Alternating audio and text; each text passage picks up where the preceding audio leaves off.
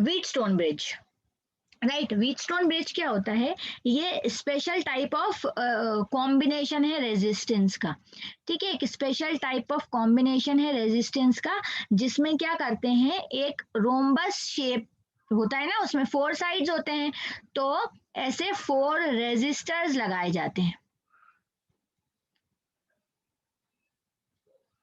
ठीक है। ऐसे 4 रेजिस्टर्स लगाए जाते हैं हर आर्म पे ना, किसी रोम्बस में 4 आर्म्स होती हैं, तो 4 रेजिस्टर्स लगाए जाते हैं हर आर्म पे, और एक रेजिस्टर यहाँ ऐसे बीच में लगा रहता है, ठीक है। इसे ले लेते हैं R1, इसे ले लेते हैं R2, इसे ले लेते हैं लेट्स से R3, ये R4 और ये R5, ठीक है। ऐसे अरेंजमेंट को क्या कहा गया है, ऐसे अरेंजमेंट को कहा गया है व्हीटस्टोन ब्रिज। अब 2 तरीके के व्हीटस्टोन ब्रिज होते हैं, ये ना नॉर्मल तरीके का है, ये हमारा व्हीटस्टोन ब्रिज। एक स्पेशल केस होता है व्हीटस्टोन ब्रिज में, जो क्या कहलाता है, बैलेंस्ड बैलेंस्ड व्हीटस्टोन ब्रिज। तो हमें ये समझना है ना, ये किसी कोई भी अगर ऐसी अरेंजमेंट दिख रही है आपको, तो वो क्या कहलाएगा, वो कहलाएगा व्हीटस्टोन ब्रिज। अगर आपको ऐसी कुछ बैलेंस कंडीशन दिख रही है, ठीक है, ये कहलाएगा बैलेंस व्हीटस्टोन ब्रिज। अब ये कंडीशन क्या होती है, अंडर दिस कंडीशन क्या कहते हैं व्हीटस्टोन ब्रिज में, कि अगर हमारा व्हीटस्टोन ब्रिज बैलेंस कंडीशन में है, तो ये दोनों रेजिस्टेंस का रेशो मतलब R1 डिवाइडेड बाय R2 किसके इक्वल होगा, ये जो दोनों रेजिस्टेंस हैं इसके इक्वल होगा, इन दोनों के रेशियो के इक्वल होगा।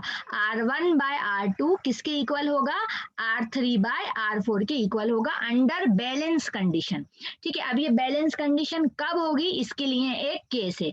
ये बैलेंस व्हीटस्टोन ब्रिज हमारा बैलेंस जब कहलाएगा, जब ये जो हमें बीच में रेजिस्टर दिख रहा है ना I5, इस पे करंट कितना हो जाए, 0 हो जाए।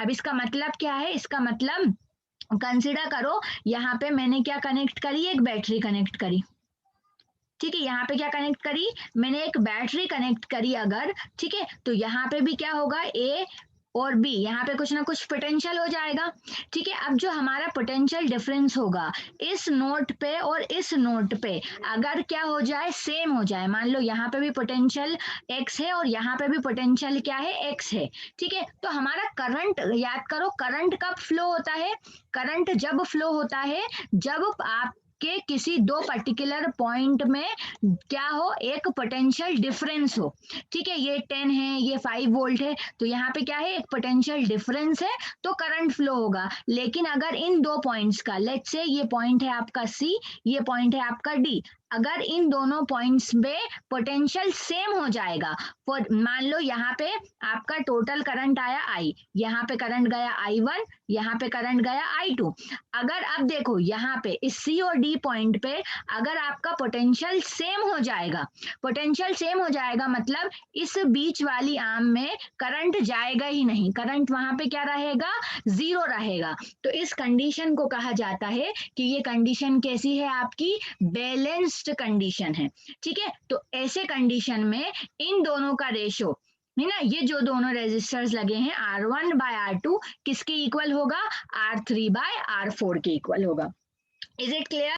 2 बातें आप क्या बोल सकते हैं, क्या कंडीशंस हैं हमारी, जब या तो बीच वाली ये जो आर्म है इस पे करंट 0 हो जाए, ऐसे समझ लो, या फिर ऐसे समझ लो इन 2 पर्टिकुलर पॉइंट्स पे C और D पॉइंट्स पे आपका जो पोटेंशियल है वो क्या हो जाए, पोटेंशियल आपका सेम हो जाए, तब भी हम कह सकते हैं कि व्हीटस्टोन ब्रिज, मतलब दोनों एक ही बात है, ठीक है। जब पोटेंशियल सेम होगा तभी तो करंट 0 होगा, तो दोनों से ही आप ये समझ सकते हैं। कंसीडर मैं आपको एक क्वेश्चन,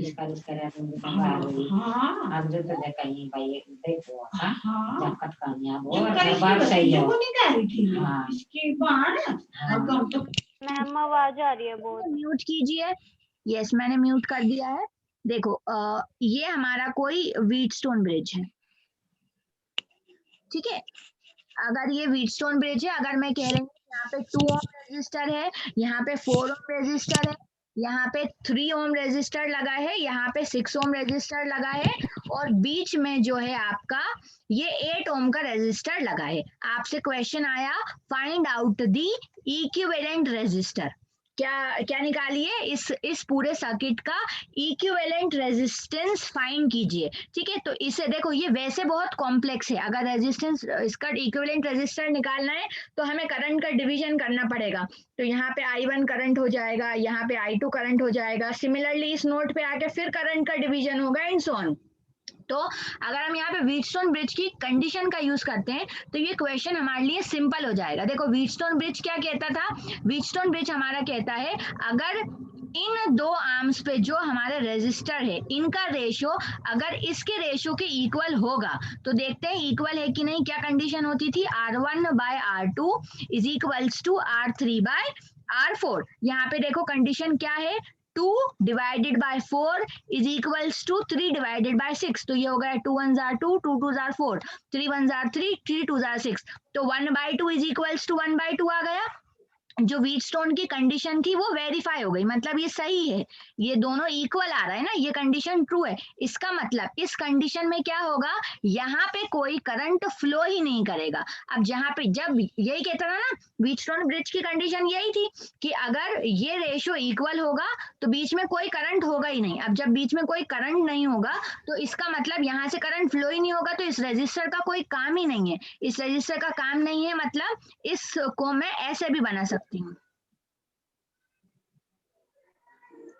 सिंपल हो गया। बीच में हमने कोई, बीच वाले रेजिस्टर का कोई काम नहीं है। अब हम सिर्फ इसका इक्विवेलेंट रेजिस्टेंस फाइंड कर लें। इसका इक्विवेलेंट रेजिस्टेंस फाइंड करना इजी है। क्या करें, पहले करंट का डिवीजन देखें। यहाँ पे मान लो I है, तो यहाँ पे क्या हो जाएगा, I1 यहाँ से फ्लो होके यहाँ जाएगा तो पूरा I1 यहाँ चला जाएगा। यहाँ पे I2 रहेगा तो ये I2 यहाँ पे जाएगा। ठीक है, तो हमें क्या मालूम है, अगर करंट सेम होता है तो कैसा कॉम्बिनेशन होता है,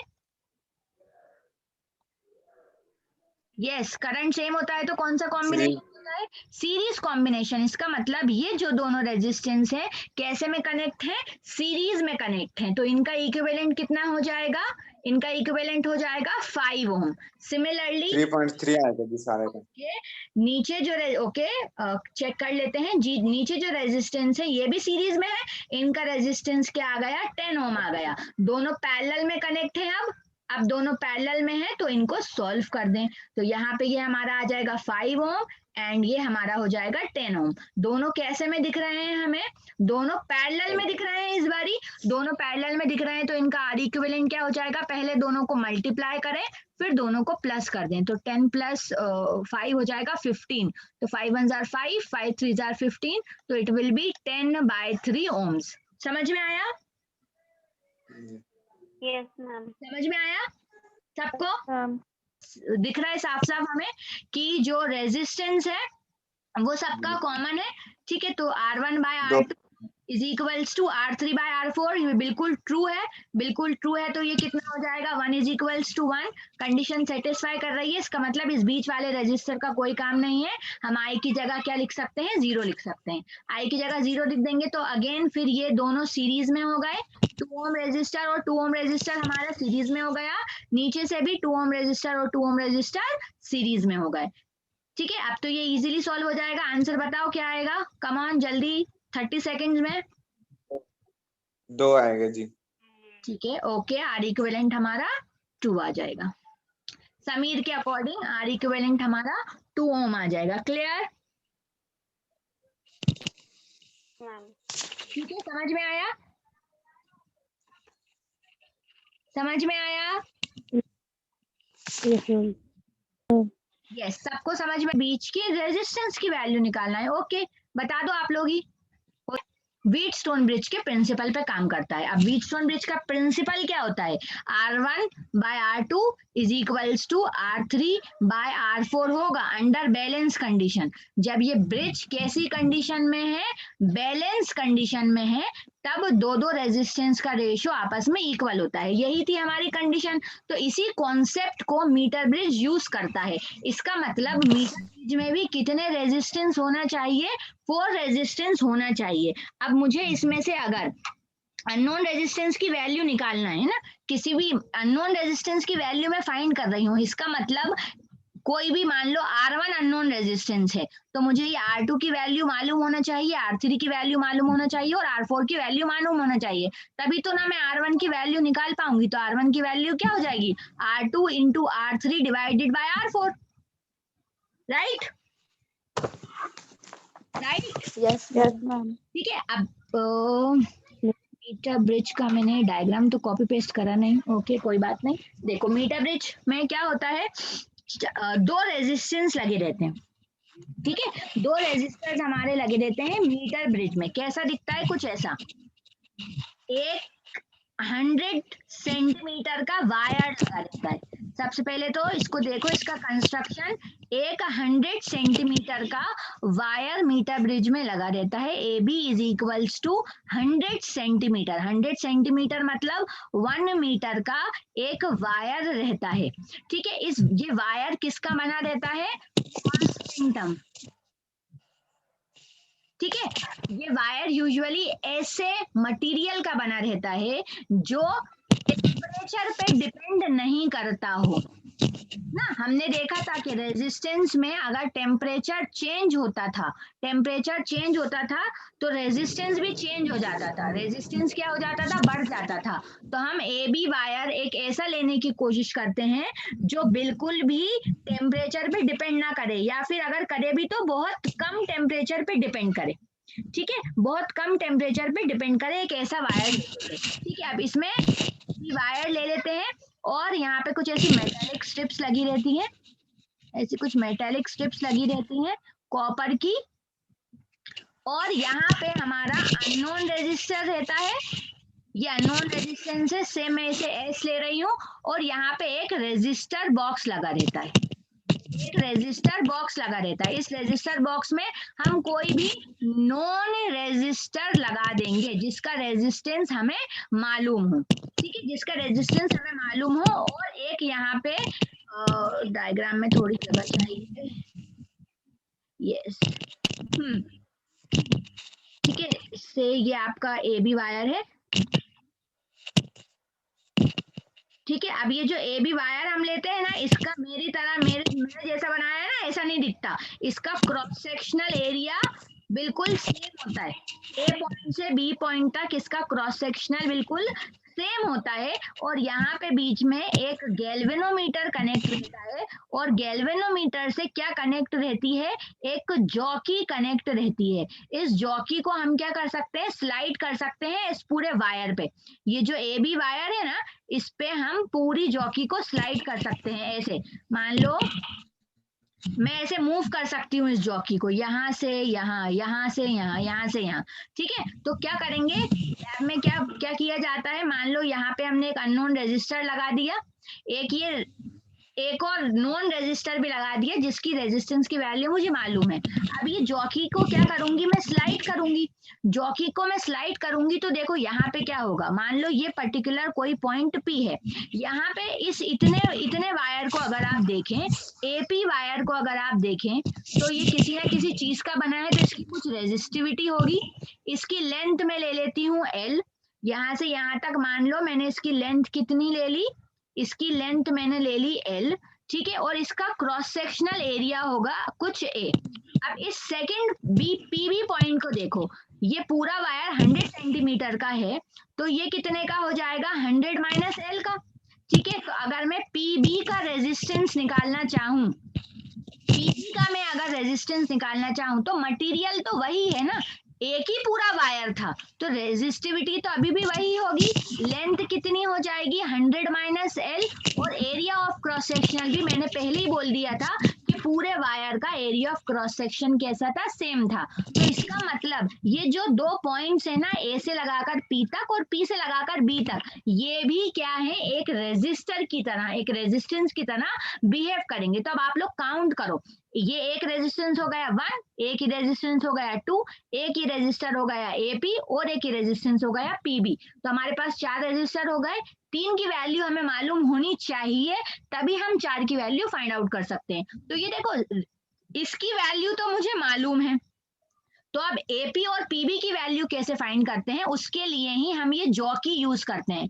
इस जॉकी को क्या करूंगी, मैं ऐसे स्लाइड करूंगी। इस जॉकी को जब मैं ऐसे स्लाइड करूंगी तो क्या होगा, ये जो गैल्वेनोमीटर है ना, ये गैल्वेनोमीटर में डिफ्लेक्शन होगा। हम मान लो इस जॉकी को मैंने यहाँ पे रखा तो गैल्वेनोमीटर में कुछ इस तरह डिफ्लेक्शन हो रहा था। मान लो मैंने उसे यहाँ रखा तो इस गैल्वेनोमीटर में कुछ ऐसा डिफ्लेक्शन होगा। हमें इस पूरे ए बी वायर पे इस जॉकी को ऐसे स्लाइड करवाना है कि गैल्वेनोमीटर क्या नहीं करे, इट शोज नो डिफ्लेक्शन। यही थी ना व्हीटस्टोन की। व्हीटस्टोन में हम क्या कहते थे, अगर एक कोई गैल्वेनोमीटर लगा है तो उसमें कोई डिफ्लेक्शन नहीं होना चाहिए। तो हम इस वायर पे इस जॉकी को स्लाइड करते रहेंगे, कब तक, तब तक मुझे कोई एक ऐसा पी पॉइंट नहीं मिल जाए। समझ में आ रहा है ना? यस एवरीवन, समझ में आ रहा है? Yes ma'am. ओके, यस तो मैम। मैं इस एबी Yes, ma'am. वायर पे एक पी पॉइंट ऐसा फाइंड कर लूंगी जिस पी पॉइंट पे गैल्वेनोमीटर कोई डिफ्लेक्शन शो नहीं करे। तो वो पॉइंट मुझे मिल जाएगा। पॉइंट मुझे मिल जाएगा तो क्या होगा, अब यहाँ पे एक मैं स्केल लगाऊंगी। ठीक है, मैं क्या लगाऊंगी, एक स्केल लगाऊंगी, और उस स्केल से ये पूरा वायर, मुझे मालूम है पूरा वायर 100 सेंटीमीटर का है, तो एक 100 सेंटीमीटर का स्केल लेके आप एपी की वैल्यू फाइंड कर लेंगे। तो आपको एल की वैल्यू भी पता चल जाएगी, आपको 100 माइनस एल की भी वैल्यू पता चल जाएगी। आपने खुद वायर सिलेक्ट करा है तो उसकी एरिया भी आपको मालूम है। आपने खुद वायर सिलेक्ट किया है तो उसकी रेजिस्टिविटी भी एक कांस्टेंट है, आपको उसकी रेजिस्टिविटी भी मालूम है। अब सिर्फ हमें क्या करना है, इसे डिवाइड करना है। तो हम क्या करेंगे, S बाय एल किसकी इक्वल हो जाएगा, R बाय 100 माइनस एल। तो S मेरा कितना आ जाएगा, R into L divided by 100 minus L. ये था आपका व्हीटस्टोन ब्रिज। क्लियर? यस, समझ में यस आया? मैम। सबको समझ में आया? Yes ma'am. Come on, be vocal. ठीक है, ओके कूल, ठीक है ओके। ये क्वेश्चन लेते हैं कि ना, क्वेश्चन से और समझ में आएगा। क्या कह रहे हैं, shows in the figure adjacent is a meter bridge setup with null deflection in the galvanometer। Galvanometer में इस वक्त कोई डिफ्लेक्शन नहीं हो रहा है। तो हमसे पूछा गया the value of unknown resistor is, ये जो R है ये अननोन रेजिस्टर है, इसकी वैल्यू क्या होगी, हमसे R की वैल्यू पूछी है। अब देखो ये मेरा ए बी वायर है, ये ए बी वायर है, ये मेरी जॉकी रही। इस जॉकी पे ये जो डिस्टेंस है कितना दिया है, एल, एल की वैल्यू 20 दी है। तो हमारा वायर कितने का होता था, 100 सेंटीमीटर का। तो ये पीवी कितना हो जाएगा, पीवी कितना हो जाएगा, 100 माइनस 20, 100 माइनस 20 मतलब ये वायर मेरा हो जाएगा 80 सेंटीमीटर का। ये वायर 80 सेंटीमीटर का हो गया, ये 55 ओम का दिया है। अब तो ये सॉल्व हो जाना चाहिए। सॉल्व करो और बताओ आंसर कितना आ रहा है। इजी, बिल्कुल इजी क्वेश्चन है, easiest question. Come on, answer बताओ।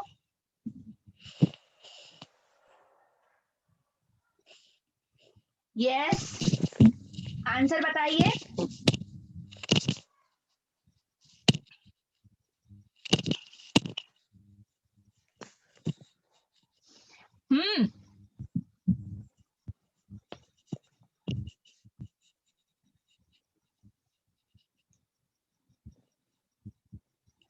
सॉल्व हो जाएगा सबसे।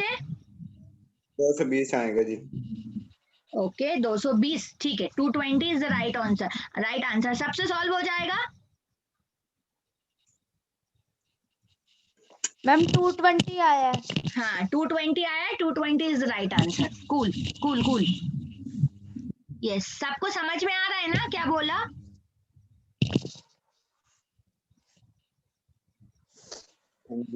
ओके ठीक है, moving on to next question. Okay ठीक है, क्या कह रहे हैं, on interchanging the resistance the balance point of a meter bridge shifts to left। okay 6 minute बचे। बचे हैं, ये क्वेश्चन हो नहीं पाएगा, ठीक है। आई ट्राई, मैं एक्सप्लेन कर देती हूँ, बाकी आप लोग सॉल्व कर लेना। क्या कह रहे हैं, ऑन चेंजिंग द, मैं सिर्फ इतना पोर्शन बना रही हूँ, अब बाकी आप समझ जाइएगा कि ये मीटर ब्रिज ही है, ठीक है। देखो मान लो पहले यहाँ पे एक R रजिस्टर लगा था, यहाँ पे एक S रजिस्टर लगा था, ठीक है। ये आपका AB था और यहाँ पे कोई पॉइंट आपका P था, ये आपकी कोई जॉकी है। क्वेश्चन रीड कर रही हूँ, क्या कह रहे हैं, on interchanging the resistance the balance point of a meter bridge shifts to left by 10 centimeter। ये इनिशियल कंडीशन है, कह रहे हैं इन ये जो रेजिस्टर लगे हैं ना, इनकी पोजीशन क्या कर दी, शिफ्ट कर दी। मतलब ये रेजिस्टर S की जगह क्या लगा दिया, R लगा दिया, और R की जगह क्या लगा दिया, S लगा दिया। तो यहाँ पे S लगा दिया और यहाँ पे R लगा दिया। तो क्या कह रहे हैं, तो इस कंडीशन में जो नल पॉइंट था, है ना, या फिर जो आपका बैलेंस पॉइंट आ रहा था, वो 10 सेंटीमीटर पीछे शिफ्ट हो गया, लेफ्ट में शिफ्ट हो गया। समझ में आ रहा है, जो आपका बैलेंसिंग पॉइंट था वो 10 सेंटीमीटर लेफ्ट में शिफ्ट हो गया। मतलब क्या होगा, अगर पहले L सेंटीमीटर था, तो अब ये जो डिस्टेंस है, ये डिस्टेंस कितना हो गया, L माइनस 10। समझ में आया, समझ में आया सबको। और अगर ये 100 माइनस L होता, तो अब ये कितना हो जाएगा, 100 माइनस L माइनस 10, मतलब 100 माइनस L प्लस 10, मतलब 110 माइनस L, ठीक है। ये अब हमारी न्यू कंडीशन आ गई। आगे क्या कह रहे हैं, the resistance of their series combination is 1 kilo ohm. ये जो दोनों रेजिस्टेंस लगे हैं, इनका अगर मैं सीरीज कॉम्बिनेशन करूंगी, मतलब इनका जो सीरीज कॉम्बिनेशन है, मतलब R प्लस S, जो सीरीज कॉम्बिनेशन का जो इक्विवेलेंट आ रहा है, वो कितना आ रहा है, 1 किलो ओम। 1 किलो ओम मतलब 1000 ओम। तो अब हमसे पूछ रहे हैं, how much was the resistance on the left slot before interchanging the resistance. तो इंटरचेंज करने से पहले लेफ्ट साइड मतलब ये, इस लेफ्ट साइड पे जो रेजिस्टर लगा था, इसकी वैल्यू क्या थी। सबको क्वेश्चन समझ में आया?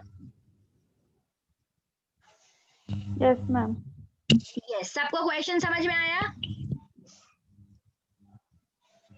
कम ऑन, बताएं, जी आगे क्वेश्चन समझ में आ गया? अब आगे देखो जी। सारी Yes, कंडीशन ऑलमोस्ट मैंने Yes, सॉल्व कर ही दिया है ना। यहाँ पे अगर इन दोनों का सम कितना आ रहा है, 100 माइनस नहीं, R प्लस L, अगर 1000 ओम आ रहा है, सॉरी 1000 ओम आ रहा है, तो अगर ये R है, ये वाला रेजिस्टेंस अगर R है, तो ये कितना हो जाएगा, 1000 माइनस R। तो ये सारी वैल्यूज अब आपको मालूम है, दोनों जगह आपको R1 by R2 is equals to R3 by R4 condition लगाना है। दो लीनियर इक्वेशन मिलेंगी, उनको सॉल्व करना है और R की वैल्यू निकालना है, ठीक है। कल का लेक्चर यहीं से स्टार्ट करते हैं। क्लास आपकी केमिस्ट्री की है, कल मीटर ब्रिज से ही कंटिन्यू करेंगे। अभी इसके बहुत सारा बचा है मीटर ब्रिज का, ठीक है। Okay, thank you. Thank you ma'am. समझ में आया ना? Thank you ma'am. क्या, सॉरी मैम, इसका आंसर 550 ओम आएगा। इसका आंसर एक्चुअली अभी मैं बुक लेके नहीं बैठी हूँ, और मैं आपको व्हाट्सएप करती हूँ कितना आएगा, ठीक है। Yes ma'am. Yes ma'am. Thank you, bye. ये मीटिंग हो रही है। Bye ma'am. हाँ, ये मीटिंग के बाद आपकी केमिस्ट्री की क्लास स्टार्ट होगी, ठीक है। आज फिजिक्स की एक ही क्लास थी। Okay, bye bye. Okay ma'am. Okay, bye bye.